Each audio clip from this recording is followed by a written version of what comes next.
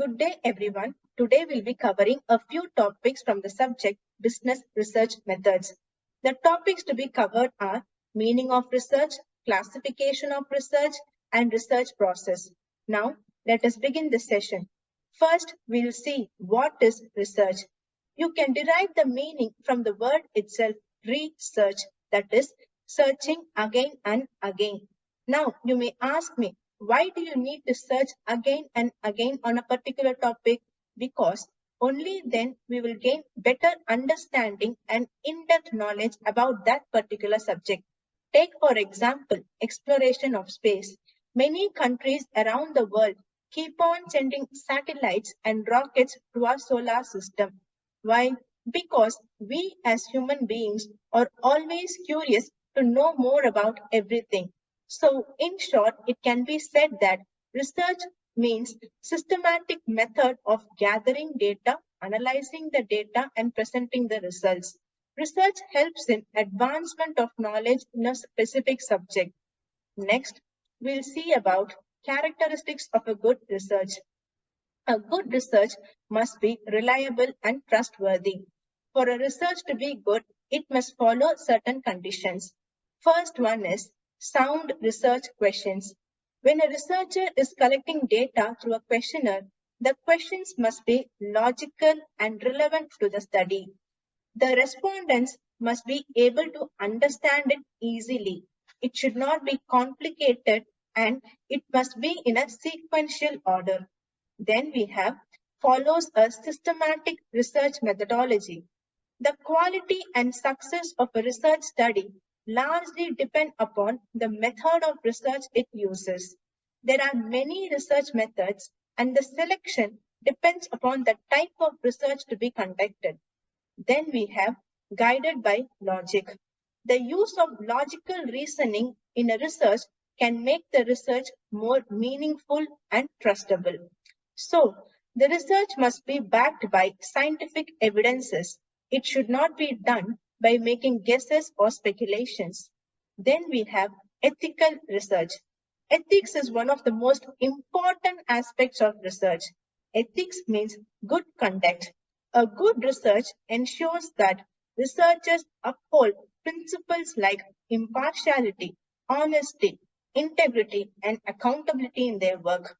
Plagiarism, that is, copying of others' works, must be avoided at any cost. Any research done should be original work. Next is accuracy. It is a very important aspect of research. Good research follows a systematic approach to capture accurate data. For example, laboratories provide a controlled environment to collect data and then represent the findings with evidences and explanations to back up the results. Lastly, we have replicable, reproducible, and transparent research. Any good research must pave way for further study in that field. That is possible only when the researcher provides true data and results. So, there must be transparency in the research process through which others can take inspiration. Next topic to be seen is classification of research. There are three main classifications. First one is on the basis of purpose. It is further divided into theoretical research and applied research. Now, we'll see about theoretical research. In this type of research, data are collected to develop new concepts for better understanding of a particular field. That is, it can also be called as basic research or pure research or fundamental research. This is done to gain new knowledge in a particular field or subject. Mostly, philosophical researchers come under this category. Then we have applied research. This type of research is done to address a specific research problem. It is done to gain solution to a problem. For example, say sales of a company has fallen for one quarter. Then the company conducts a quick research to find the cause and rectify it in the next quarter. Next we have on the basis of purpose. It is again classified into three types: exploratory research, descriptive research, and analytical research. Now we'll see about exploratory research. This type of research is used to investigate a topic that has not yet been thoroughly studied or comprehended.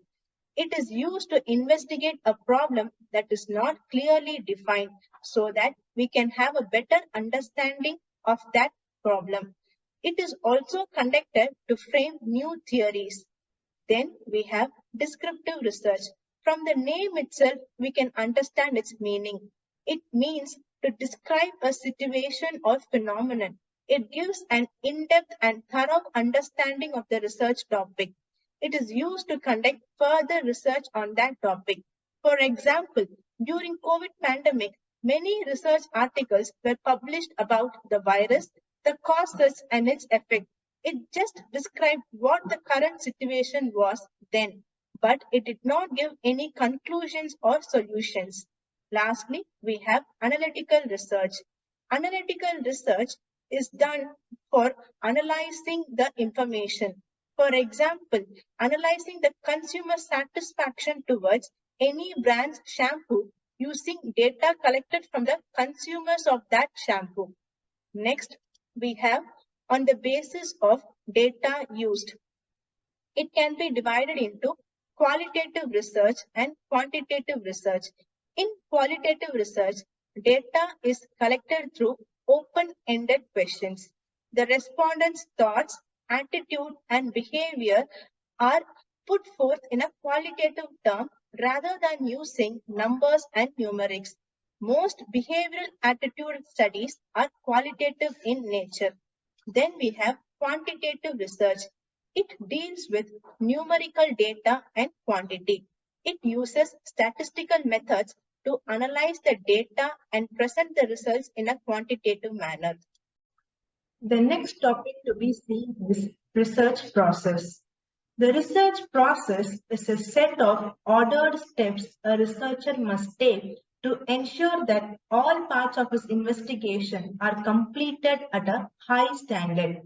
Following the research process allows the researcher to cover all angles and ensure that the information he has gathered is reliable and effective.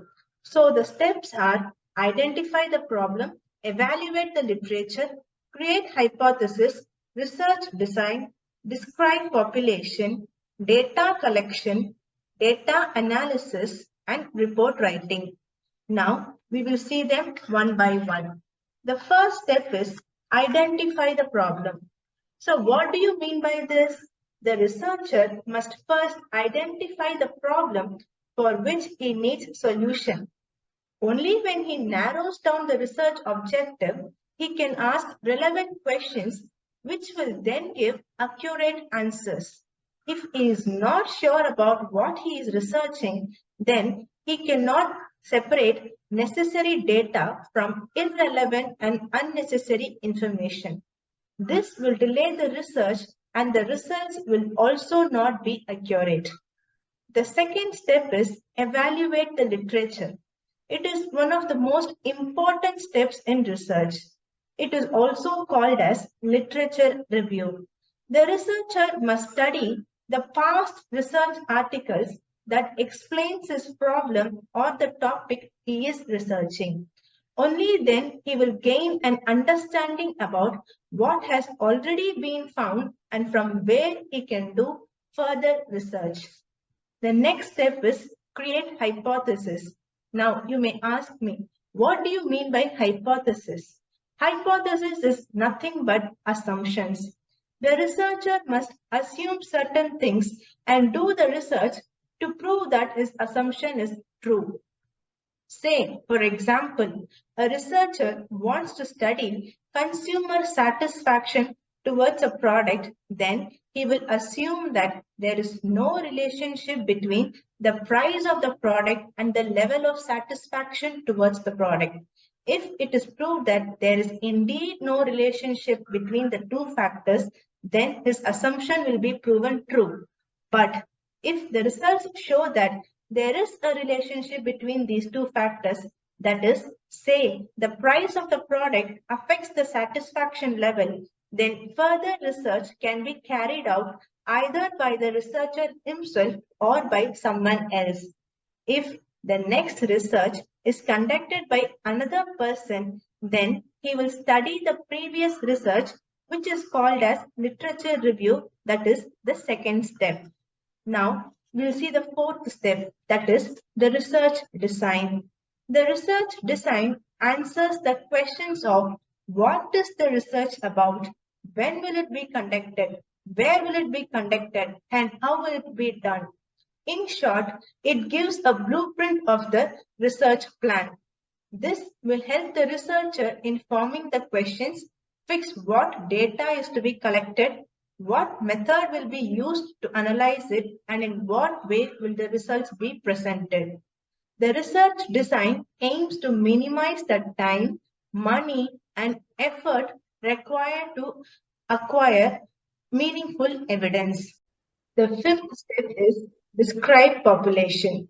In research, population means the entire group of people who are to be studied. If the population is large, the researcher cannot ask questions and collect data from each and every person. So then he will select sample. Now you may ask me, what do you mean by sample? Sample is a portion of the population and it must represent all the characters in the population. So, say for example, if a person has to collect data from the people living in Salem district, then he will select the sample evenly from different areas in the district. Data collection. The data collection stage is the most vital stage in research process because only with the data collected, the researcher can find solution to the research problem. There are two types of data, namely primary data and secondary data. So primary data means collecting first-hand information from the research subjects. So you can ask, how can we collect first-hand information? By following questionnaire method, schedule method, interview method, and observation method. So questionnaire and schedule methods are more or less the same. Questions related to the subject are asked to the respondents and they answer it. The researcher then analyzes the answers and gives result. Then we have interview method. Interview method can be personal interview or telephone interview. In personal interview, the researcher directly meets the respondents and asks them questions. In telephone interview method, he phones them and talks to them. Then comes observation method. There are different types of observation method. Participant observation, non-participant observation, disguised observation, undisguised observation, human observation, and mechanical observation. So we'll see them one by one. So what is participant observation? In this type of observation, the researcher is a part of the group which is observed and he acts as both the observer and the participant. In non-participant observation, the observer stands apart and does not participate in the situation. Then comes disguised observation. In this, the subjects are unaware that they are being observed. Then in undisguised observation, they know that they are being observed. In human observation, the observation is done by the researcher himself or his assistants. But in mechanical observation, the observation is done by a device like camera which keeps on recording. The other type of data is secondary data, which means that the data that has already been collected. It can be gathered from past research articles, journals, newspapers, magazines, reports, etc. The seventh step is data analysis. After collecting the data, the researcher analyzes it. Data analysis involves a number of statistical tools and functions. Only when it is analyzed scientifically and methodically, the researcher can prove that the study and results are valid and reliable. The last step is the report preparation. After completing all these steps, the researcher must prepare a report detailing his findings. The report must be carefully composed with the following in mind. The layout. First, the title, date, acknowledgements, and preface should be on the report. A table of contents should be followed by a list of tables, graphs, and charts, if any. Then comes introduction. It should state the research purpose and methods. This section should involve the study's scope and limits. Then comes summary of findings. A non-technical summary of findings and recommendations will follow the introduction. The findings should be summarized so that anyone who's reading it can understand the research and its results easily and quickly. The next is principal report. The main body of the report should make sense and be broken up into sections that are easy to understand. Lastly, he must include a conclusion. The researcher should suggest solutions or scope for further research at the end of the main text. So, to conclude, we can say that a researcher will contribute new and in-depth knowledge about the topics researched to society. It will help in solving many problems and gaining an understanding of many phenomena. The possibilities with research are endless. By conducting thorough and accurate research, businesses can gain valuable insights into their markets, about their customers, and discover new opportunities. For a business owner or researcher, it is important to understand the various research types and the steps involved in conducting research. The possibilities with business research are endless. Likewise, by incorporating the practices of business research into decision making processes, the growth of a business can be assured. So, another important topic to be seen is research ethics. You have to understand what is ethics first. Ethics means moral philosophy, that is, the knowledge of what is right and what is wrong. It guides human behavior. It brings order to a society. Now, when it comes to research, ethics means the set of guidelines that guides the researchers on how to conduct a research. Now we will see the principles of research ethics. First one is honesty. Honesty means the researcher must be honest and truthful in presenting the findings and results of the research. He must not hide any significant data to gain personal benefits. Then comes integrity. Integrity means the researcher must ensure sincerity while collecting, analyzing, and interpreting the data. Objectivity. Objectivity means avoiding bias or personal opinion. The researcher must not be influenced by his own opinions while conducting the research. Then comes informed consent. Informed consent means a person must knowingly, voluntarily, and intelligently give consent to participate in the research. Then comes respect for person or respondent. The people involved in the research must be respected. Their opinions must be accepted by the researcher. He must not force his ideas on them.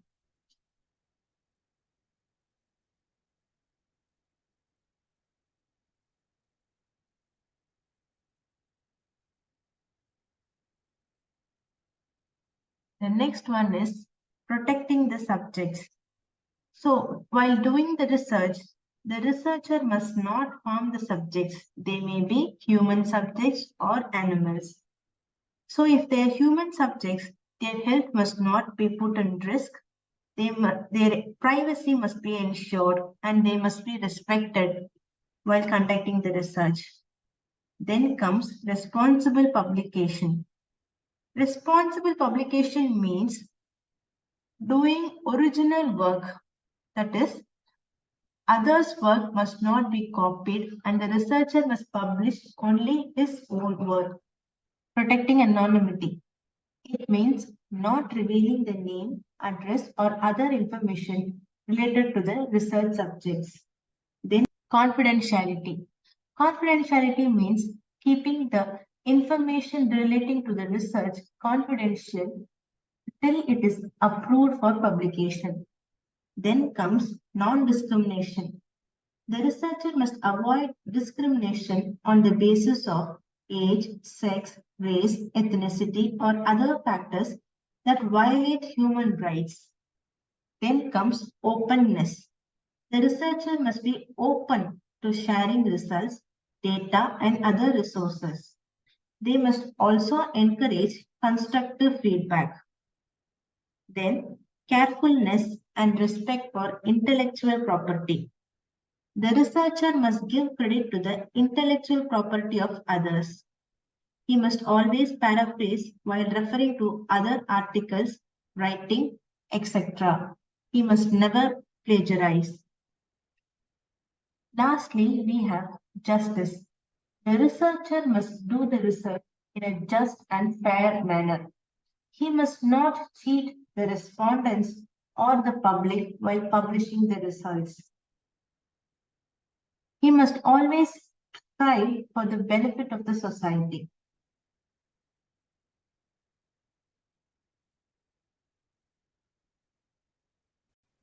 So these are the web resources used for the topics covered in this session. You can take a note of it if you want to do further reading.